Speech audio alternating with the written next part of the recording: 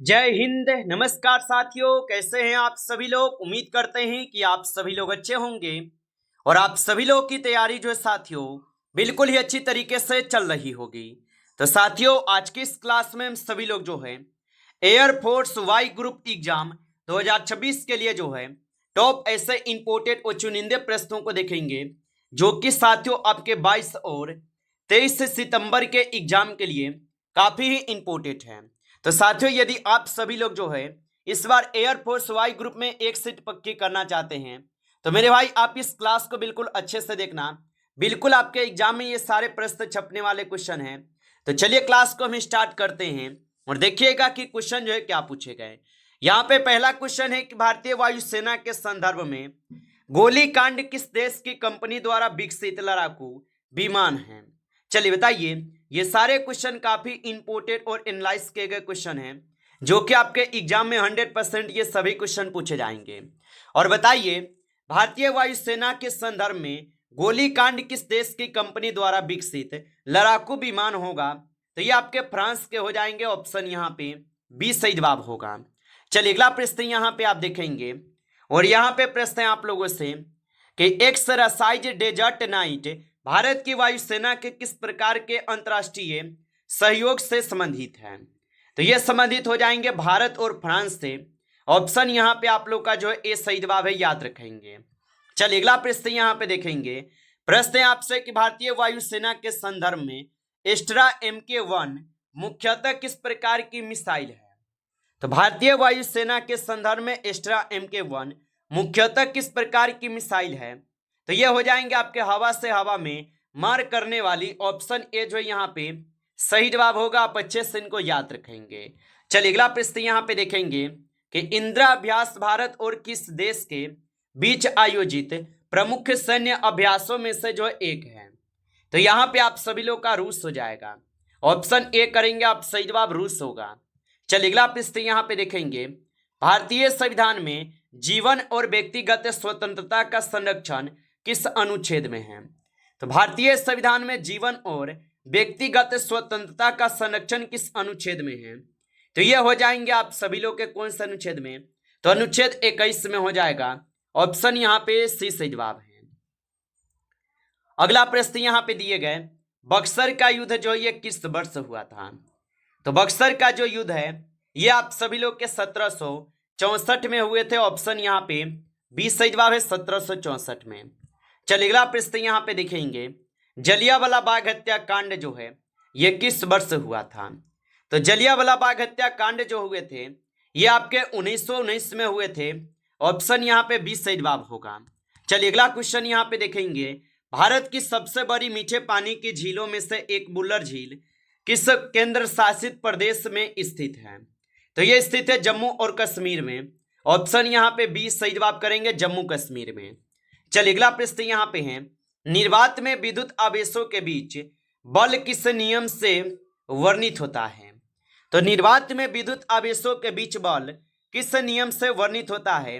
तो ये कूलॉम के नियम से होते हैं। ऑप्शन यहाँ पे 20 सही जवाब है, कूलॉम के नियम से होगा। चलिए अगला प्रश्न यहाँ पे दिए गए आपसे और प्रश्न है आपसे, किसी वस्तु की गतिज ऊर्जा किस पर जो ये निर्भर करती है। तो किसी वस्तु की गतिज ऊर्जा किस पर निर्भर करती है। तो ये निर्भर करते हैं किस पर, तो द्रव्यमान और वेग पर। ऑप्शन यहाँ पे आप सभी लोग का जो है सही जवाब हो जाएंगे, याद रखेंगे। चलिए अगला प्रश्न यहाँ पे देखेंगे। प्रश्न है कि ध्वनि तरंगों के बारे में कौन सा कथन जो है ना सही है। तो ध्वनि तरंगों के बारे में कौन सा कथन सही है, तो आप बताएंगे। यहाँ पे सही जवाब ऑप्शन आपका बी दिए गए हैं। अगला प्रश्न देखेंगे, रासायनिक अभिक्रिया में ऑक्सीकरण की आधुनिक अवधारणा में क्या जो है ना शामिल हो सकता है। चलिए बताइए। तो रासायनिक अभिक्रिया में ऑक्सीकरण के आधुनिक अवधारणा में क्या शामिल हो सकता है। तो आप बताएंगे इसमें इलेक्ट्रॉन का त्याग जो है ये शामिल हो सकते हैं। तो ऑप्शन ए जो है यहाँ पे इस क्वेश्चन का बिल्कुल ही सही जवाब दिए गए, याद रखेंगे। चलिए अगला प्रश्न यहाँ पे आप देखेंगे। प्रश्न है आपसे कि अर्जुन पुरस्कार के अतिरिक्त भारत में खेल क्षेत्र का सर्वोच्च पुरस्कार कौन सा है। तो यहाँ पे आप सभी लोग का मेजर ध्यानचंद खेल रत्न पुरस्कार होगा। ऑप्शन ए जो है यहाँ पे सही जवाब है। चलिए अगला प्रश्न यहाँ पे देखेंगे आप और प्रश्न है कि द्रोणाचार्य पुरस्कार मुख्यतः जो ये किससे दिया जाता है। तो द्रोणाचार्य पुरस्कार मुख्यतः किससे दिए जाते हैं, तो ये प्रशिक्षकों कोचों को दिए जाते हैं। ऑप्शन यहाँ पे आपका 20 सही जवाब है। चलिए अगला प्रश्न यहाँ पे देखेंगे कि पंचतंत्र की रचना परंपरागत रूप से जो है ना किससे जो है जोड़ी जाती है। तो पंचतंत्र की रचना परंपरागत रूप से किससे जोड़ी जाती है, तो यह जोड़ी जाती है विष्णु शर्मा को। ऑप्शन यहाँ पे आपका 20 सही जवाब है, विष्णु शर्मा को। चलिए अगला प्रश्न यहाँ पे आपसे, और प्रश्न है आपसे कि भारतीय संविधान में जीवन और व्यक्तिगत स्वतंत्रता का संरक्षण किस अनुच्छेद में है। चलिए बताइए। और मेरे भाई आप अभी तक इस क्लास को लाइक नहीं किए हैं तो क्लास को एक बार लाइक कर लेंगे। नए जुड़े हैं आप इस चैनल पे तो चैनल को सब्सक्राइब करके और नोटिफिकेशन को ऑल पे दबा के जुड़ जाइए, जिससे कि जब भी कोई नई क्लास हो सबसे पहले क्लास का नोटिफिकेशन जो है आपके पास पहुंच सके। तो आप इस चैनल को सब्सक्राइब कर लीजिएगा। और बताइए भारतीय संविधान में जीवन और व्यक्तिगत स्वतंत्रता का संरक्षण किस अनुच्छेद में है, तो ये आपके हो जाएंगे अनुच्छेद 21 में। ऑप्शन यहाँ पे सी सही जवाब है। चलिए अगला प्रश्न यहाँ पे है, मानव शरीर में थाइरोक्सिन हार्मोन का निर्माण जो है ये किस ग्रंथि से होता है। तो मानव शरीर में थाइरोक्सिन हार्मोन का निर्माण किस ग्रंथि से होता है, तो ये होते हैं आपके थायराइड ग्रंथि से। ऑप्शन यहाँ पे आपका 20 सही जवाब है, थायराइड ग्रंथि से। चलिए अगला प्रश्न यहाँ पे देखेंगे, द्रोणाचार्य पुरस्कार मुख्यतः किस क्षेत्र में उत्कृष्ट योगदान के लिए दिया जाता है। तो द्रोणाचार्य पुरस्कार मुख्यतः किस क्षेत्र में उत्कृष्ट योगदान के लिए दिए जाते हैं, तो ये आपके खेल प्रशिक्षण हो जाएंगे। ऑप्शन ए जो है यहाँ पे सही जवाब है, याद रखेंगे।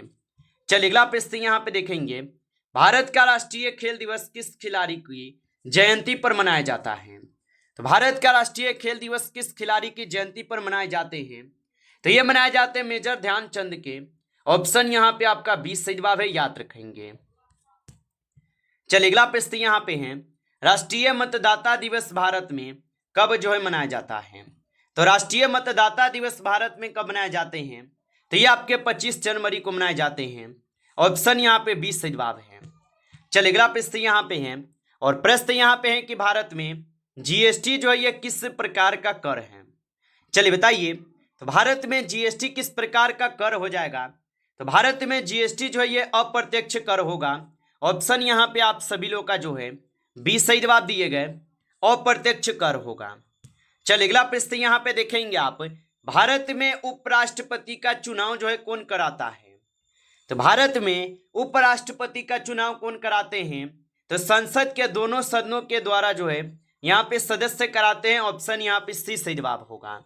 चलिए अगला प्रश्न यहाँ पे देखेंगे, भारतीय संविधान में सहकारी समितियों से संबंधित प्रावधान मुख्यतः किस संशोधन से जो है ना जुड़े हैं।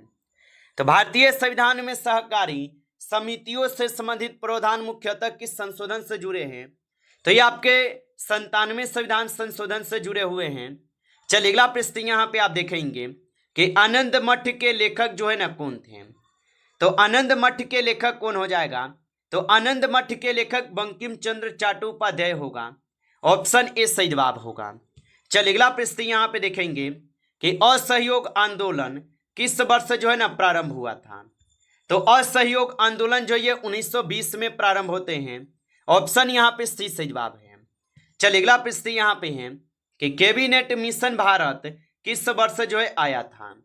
तो कैबिनेट मिशन भारत किस वर्ष आए थे, तो कैबिनेट मिशन जो है ये 1940 में भारत आए हुए थे। ऑप्शन यहाँ पे सी सही जवाब है, 1940 में। चलिए अगला प्रश्न यहाँ पे देखेंगे आप, और यहाँ पे प्रश्न है आप लोगों से, भाखड़ा नागल परियोजना मुख्यतः जो ये किस नदी से संबंधित है। तो भाखड़ा नागल परियोजना मुख्यतः किस नदी से संबंधित है, तो ये आपके सतलुज नदी से संबंधित होगा। ऑप्शन ए सही जवाब है।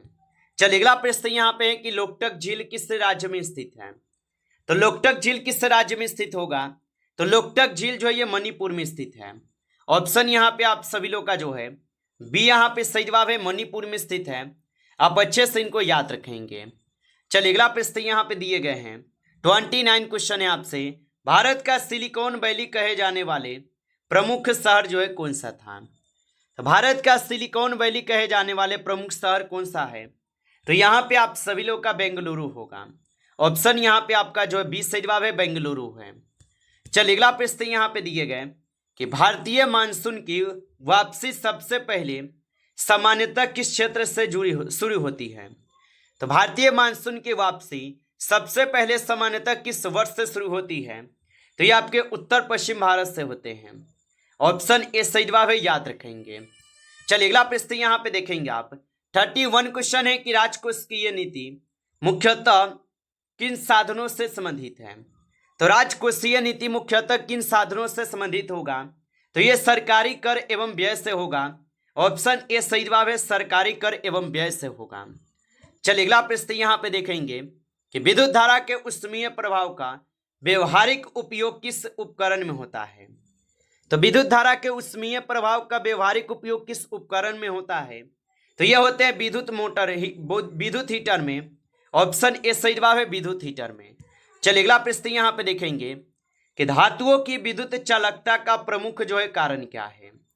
तो धातुओं की विद्युत चालकता का प्रमुख कारण जो है मुक्त इलेक्ट्रॉनों की उपलब्धता हो जाएगा। ऑप्शन ए सही जवाब करेंगे, मुक्त इलेक्ट्रॉनों की उपलब्धता होगा। चलिए अगला प्रश्न यहाँ पे आपसे प्रश्न है कि अंतर्राष्ट्रीय महिला दिवस जो है ये कब मनाया जाता है? तो अंतर्राष्ट्रीय महिला दिवस कब मनाए जाते हैं? तो अंतर्राष्ट्रीय महिला दिवस 8 मार्च को मनाते हैं। ऑप्शन ए सही जवाब है, 8 मार्च को। चलिए अगला प्रश्न यहाँ पे दिए गए आपसे 35 क्वेश्चन है कि विश्व जल दिवस जो है ये कब मनाया जाता है? तो विश्व जल दिवस जो है ये 22 मार्च को मनाए जाते हैं। ऑप्शन यहाँ पे आपका 20 सही जवाब है, 22 मार्च को। चलिए अगला प्रश्न यहाँ पे है कि ओलंपिक ध्वज में कितने छल्ले होते हैं? तो याद रखेंगे कि ओलंपिक ध्वज में जो है कुल 5 छल्ले होते हैं। ऑप्शन यहाँ पे आपका 20 सही जवाब है, 5 छल्ले। चलिए अगला प्रश्न यहाँ पे देखेंगे भारतीय वायुसेना का आदर्श वाक्य किससे संबंधित है? तो भारतीय वायुसेना का आदर्श वाक्य किससे संबंधित है? तो ये भारतीय वायुसेना से संबंधित हो जाएगा। ऑप्शन यहाँ पे 20 सही जवाब है।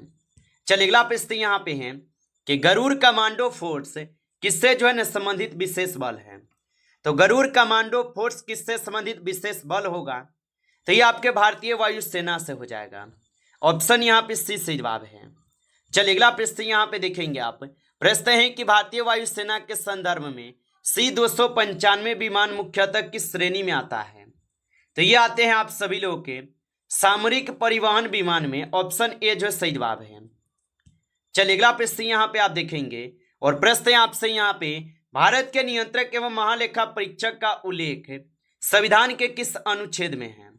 तो भारत के नियंत्रक एवं महालेखा परीक्षक का उल्लेख संविधान के किस अनुच्छेद में है? तो ये आपके अनुच्छेद 148 में होगा। ऑप्शन यहाँ पे 20 सही जवाब है, अनुच्छेद 148 में। नमस्कार साथियों, इस क्लास में टॉप आपके 40 क्वेश्चन थे जो काफ़ी इंपॉर्टेंट क्वेश्चन थे। साथियों यदि आपको क्लास अच्छा लगा हो तो आप इस क्लास को लाइक कर लेंगे। नए जुड़े हैं आप इस चैनल पे तो चैनल को सब्सक्राइब करके और नोटिफिकेशन को ऑल पे दबा के जुड़ जाइए, जिससे कि जब भी कोई नई क्लास हो सबसे पहले क्लास का नोटिफिकेशन जो है आपके पास पहुंच सके। तो आप इस चैनल को सब्सक्राइब कर लीजिएगा। चलिए फिर मिलते हैं आपसे नेक्स्ट टॉपिक के साथ नेक्स्ट क्लास में। तब तक के लिए जय हिंद, जय भारत।